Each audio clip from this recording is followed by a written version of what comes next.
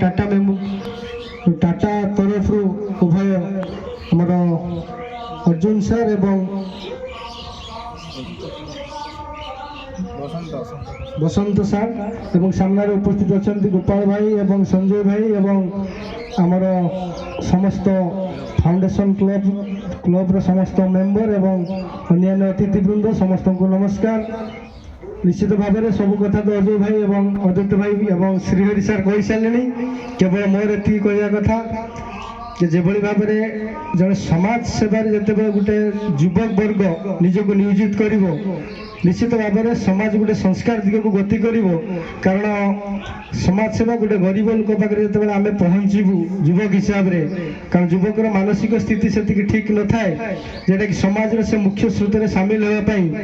जिते बड़े गोटे गरीब असहाय लोक पाखे आम पहुँचू से निजर मानसिकतार परिवर्तन आसी जाए जे समाज रे किसी लोकों भल कम कले निजक आत्मसंतुष्ट लगे सहित भगवान आशीर्वाद ता भीतर थाए तेणु यहीटा उपलब्धि मुई मो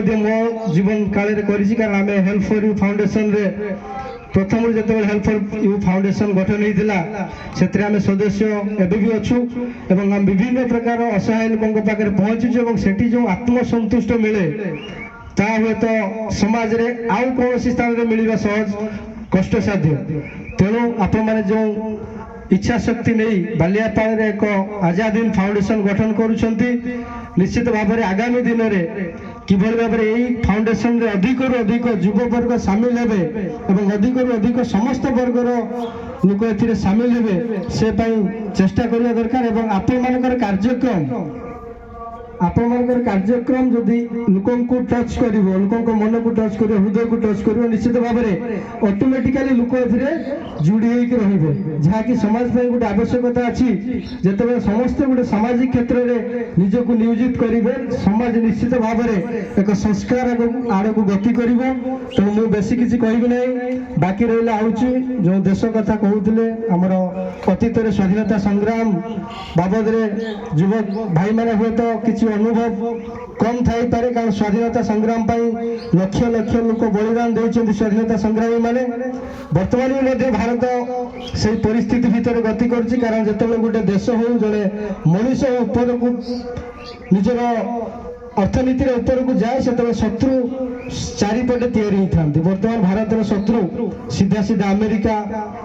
चीन बहुत उन्नत मान राष्ट्र माने भारत किभली भाव में शक्तिहीन हो भारत अर्थनीति दुर्बल हो से सदासर्वदा चेष्टा कर माननीय प्रधानमंत्री स्वदेशी जिनिस को अधिक व्यवहार करने जो आह्वान देते लड़ाई ठार कौन कम नुहे कारण अमेरिका जिते बड़े ऑपरेशन सिंदूर होता आप जानी बहुत देश भारत हाथ छाड़ देता बहुत बड़ बड़ राष्ट्र कारण उद्देश्य थिला भारत जो गति रे आगे को जाऊँगी यही समय डाउन कर तेणु अमेरिका से पाकिस्तान पक्ष नहीं परवर्ती स्टेज रे नरेंद्र मोदी अमेरिका सहित संपर्क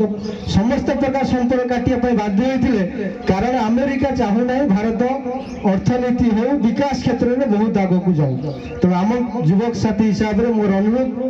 जो प्रधानमंत्री आह्वान रही स्वदेशी जिनस व्यवहार करा जो कारण 140 कोटी भारतीय जिते निज जिनस निजे व्यवहार करेंगे अन्य राष्ट्र माने आम देश जिनस बिकिबे आम देश को दुर्बल करने लड़ाई करेंगे सेटा को आमको उपलब्धि करार अच्छी 140 कोटी भारतीय जो निज जिनस यूज करेंगे भारत अमेरिका कौन पूरा विश्व में निजक महाशक्ति रूप परिणत हम एतिक मोर वक्तव्य रखुची। जय हिंद, भारत माता की जय। बहुत भल कथा।